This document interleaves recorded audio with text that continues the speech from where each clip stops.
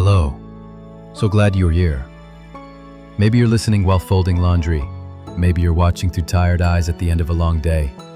Wherever you are, welcome. This space is for you. Let's settle in. You weren't expecting it to unravel like this. There's a kind of pain that doesn't scream, that just settles, quietly, like dust.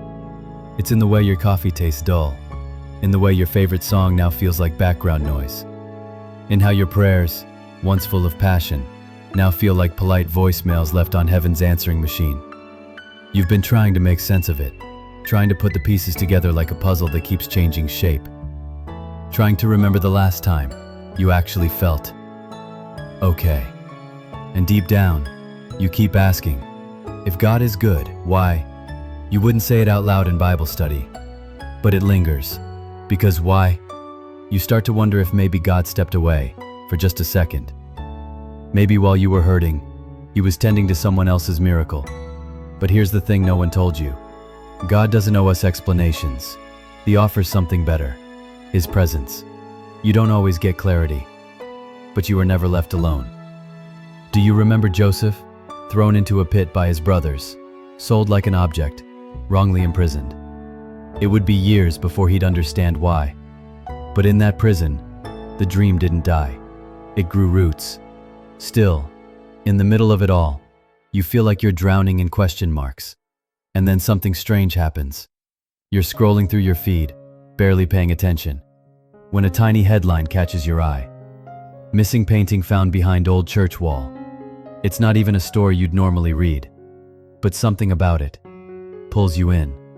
Turns out, there was a priceless canvas, lost for decades, hidden behind layers of crumbling plaster in an abandoned European chapel, left there during the war, forgotten, undiscovered, until one afternoon, a crack formed in the wall. Rain leaked in, and beneath the damage, beauty waited. And somehow, you think, that's me. What if Romans 8:28 isn't just poetry? What if God truly works all things, for good, for those who love him? Even this ache, even this silence, it's a risky hope, but something in you begins to believe it.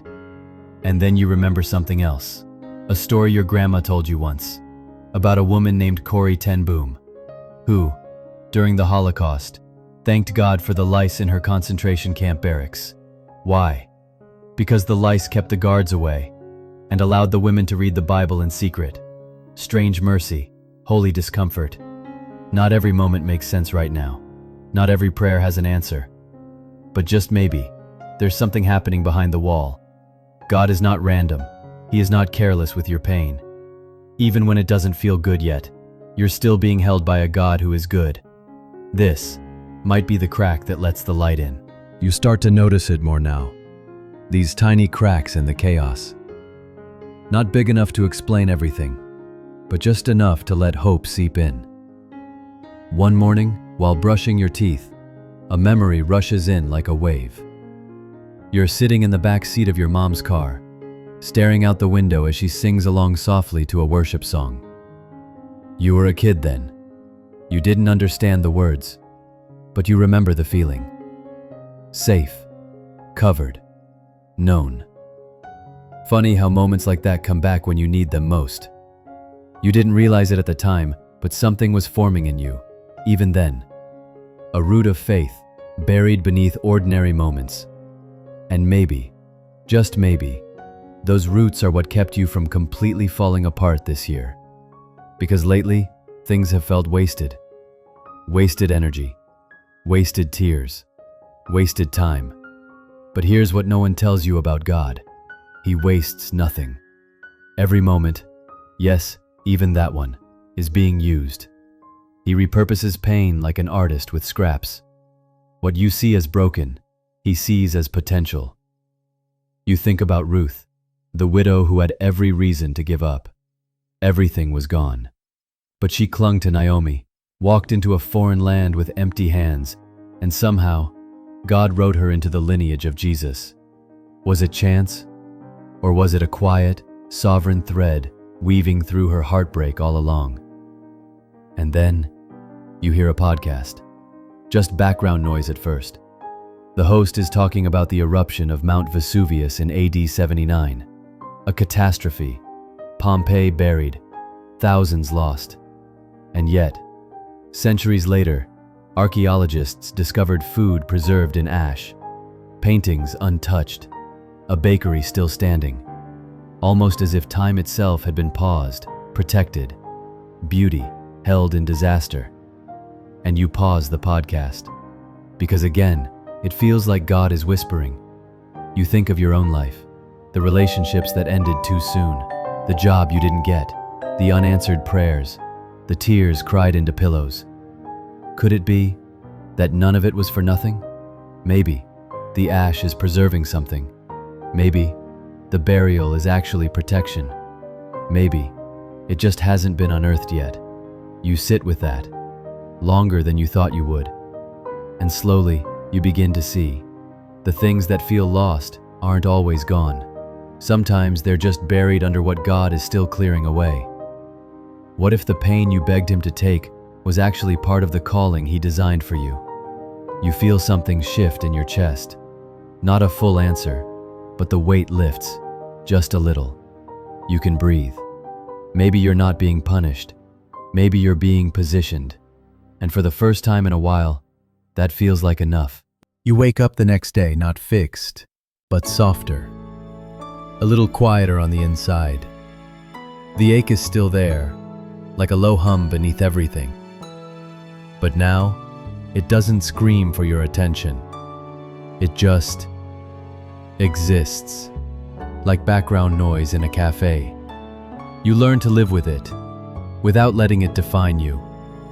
Because lately, you've been paying more attention to the people around you, and suddenly, their stories start to echo yours. There's a woman at church, Maria, who lost her son in a car accident. You never really spoke to her before. She always seemed so strong.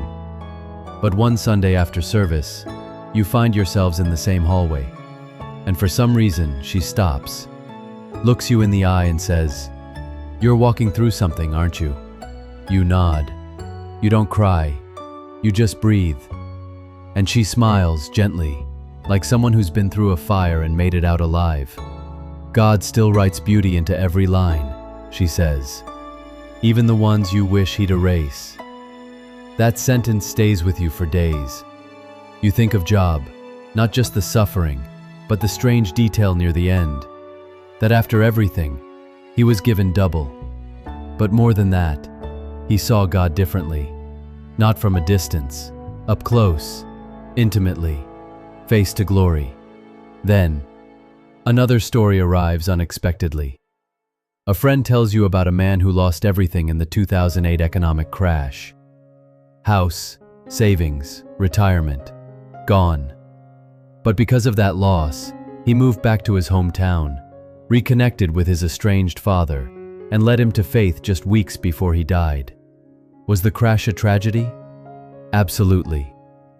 Was God still threading something redemptive through it? Maybe. Probably. Definitely. You begin to realize, everyone you admire has a scar. No one walks in deep faith without having limped through fire first. And then comes the story that undoes you. It's a woman on a late-night talk show, someone famous, elegant, composed. She tells the host that the most painful season of her life was when she battled cancer, while also navigating divorce. "I thought I was being destroyed," she said, looking down. "But God was actually rebuilding me from the inside out." The audience clapped, but you didn't. You just sat there, eyes full of tears, whispering, "Me too." What if the breaking wasn't breaking you, but making you? The Bible is full of this pattern. Fall, then rise. Despair, then redemption. Death, then resurrection. So why should your life be any different? Maybe you're not off course. Maybe this is the path, not the detour, not the punishment, but the preparation. You lie awake that night, thinking about all the things you thought were failures. The interview that didn't go well. The relationship that felt promising then crumbled. The season where you felt forgotten. But now, you start looking back now, not with regret but with curiosity. What if the moments that made no sense then are starting to line up now? Not perfectly, not cleanly, but like pieces of stained glass held up to the light, creating something far more beautiful than you expected. One afternoon, while flipping through an old journal, you find an entry from 3 years ago. You barely remember writing it. You were praying for direction. You had begged God to open a door. He didn't. And now, as you sit here, flipping that fragile page, you realize that closed door led to the exact season that changed your character. It broke your pride. It softened your heart. It introduced you to people you never would have met otherwise. You think of Esther, thrown into a palace, far from home, forced into silence. It must have felt like exile. But behind every moment was a divine setup. For such a time as this, she'd later be told. But that only makes sense in hindsight. Like you. You look around your life now and notice the little things. That one friend you met during your lowest week. The job you didn't want, but ended up growing in. The apartment you almost passed on, that brought you closer to the very people who carried you through. These aren't accidents. They're divine threads. And then, something strange stirs inside you. Gratitude. Not just for the good things, but even the hard ones. The delays, the detours, the prayers that felt ignored. What if God's silence wasn't neglect, but strategy? You remember the strange story of a missionary who missed his train in 1902, furious with himself for running late. That train later derailed, killing dozens. His delay, his frustration, it saved his life. Now, you start to wonder how many no's in your life were actually God's not yets. How many dead ends were secret redirections. You pull out your phone and scroll through old photos. There's one of you at a birthday party. You're smiling. But you remember that day. You had just gotten rejection news. You felt like a fraud in that photo. But now, years later, you see strength in that face. You see someone God was holding. What if the wilderness wasn't punishment, but preparation? And the verse comes back again, Romans 8:28. You've heard it 1,000 times, maybe too many times, but now it lands different. All things work together for good, for those who love Him. Not some things, not just the happy things. All things, even the confusing chapters, even the pain you never got closure from, even the seasons you'd never wish on anyone. You close the journal. You let out a breath you didn't realize you were holding. Maybe it's not about understanding everything. Maybe it's about trusting the author, even when you don't like the chapter. Maybe that's where faith really lives. It finally hits you, not all at once, but in soft waves. You're not the same person who started this journey. There's a gentleness in you now, a depth, a quiet strength that came not from victory, but from being held together when everything else fell apart. And suddenly, that word you used to avoid, calling, doesn't scare you anymore, because you used to think being called meant being strong, or successful, or certain. Now you know. It means being surrendered. It means being willing to walk through fire and still believe God is good. Like Paul, shipwrecked, beaten, imprisoned. Not exactly the resume of a man, blessed and highly favored. But look what came from his suffering. Letters that shaped the church, wisdom that outlived empires, a legacy that proves pain doesn't disqualify you, it prepares you. You remember that moment when you thought you lost everything. Now you see it as the moment you found your faith. Not the tidy, polished kind, but the kind that holds on when there's no light at the end of the tunnel, just the memory of a promise. Or take Fanny Crosby, the blind hymnist. She lost her sight as a baby, and yet, through her blindness, she saw eternity clearer than most. She wrote over 8,000 hymns, not in spite of her loss, but because of it. Men at your hand, take a round in your home. What if your greatest limitation is the place where God's glory shines brightest? You're not asking why me anymore. You're asking how, Lord? How will you use this? How will you write this into something that speaks hope? And even if you never get the answers, even if this chapter stays messy and unresolved, you've made peace with the mystery. Because you've seen the pattern now. Nothing is wasted. Not the tear-streaked prayers, not the silent nights, not the battles you never told anyone about. What if being called means being willing to walk into unknown places, just so someone else can find their way out? You can't trace the whole map yet, but you trust the one holding it. And when you look back years from now, you'll see it. clearer than you ever thought possible. You were never alone. You were never off course. You were always being carried, even when it didn't feel like it. So now, take a breath. Let go of needing every answer. You've got something better now, a God who weaves pain into purpose and doesn't let a single thread fall to the floor. Not the tear-streaked prayers, not the silent nights, not the battles you never told anyone about. What if being called means being willing to walk into unknown places just so someone else can find their way out? You can't trace the whole map yet, but you trust the one to hold it. And when you look back, years from now, you'll see it. Clearer than you ever thought possible. You were never alone. You were never off course. You were always being carried, even when it didn't feel like it. So now, take a breath. Let go of needing every answer. You've got something better now, a God who weaves pain into purpose and doesn't let a single thread fall to the floor. Wind down, slow down with me now. Let the noise fade. Let your hands rest where they are. Let your heart soften in your chest. You've walked through a lot, maybe more than words can name. And still, you're here, still breathing, still listening, still becoming. You don't have to understand it all. You don't have to explain the ache. You only need to know this: God is not done. There is still story being written, still purpose in every breath, still beauty blooming quietly in the background. Even in silence, He is speaking. Even in delay, He is working. Even in heartbreak, He is near. Take one more deep breath in, let it out slowly. Feel your feet on the floor, or your back against the bed, or the way your fingers curl around warmth.